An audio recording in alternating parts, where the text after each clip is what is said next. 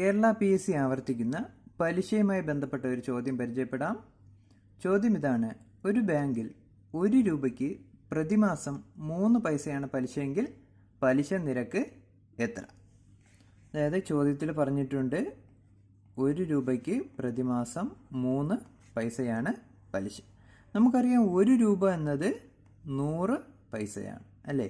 അതായത് ഒരു മാസത്തേക്കാണ് 3 പൈസ നമുക്ക് പലിശ വരുന്നത്.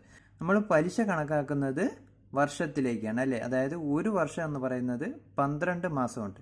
അങ്ങനെയെങ്കിൽ 100 പൈസയ്ക്ക് 12 മാസത്തേക്ക് കൂടി 3 × 12, അതായത് 36 പൈസ വരും. അതായത് 1 രൂപയ്ക്ക് ഒരു വർഷത്തേക്ക് 36 പൈസ പലിശ ഇനത്തിൽ അടയ്ക്കേണ്ടി വരും.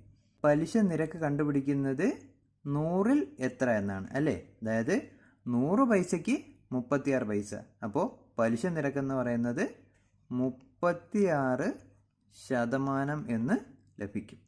ഇനി നിങ്ങൾക്കായൊരു ചോദ്യം: ഇതേ ബാങ്കിൽ 2 രൂപയ്ക്ക് പ്രതിമാസം 2 പൈസയാണ് പലിശയെങ്കിൽ പലിശ നിരക്ക് എത്ര? ഉത്തരം താഴെ കമൻറ്റ് ചെയ്യുക.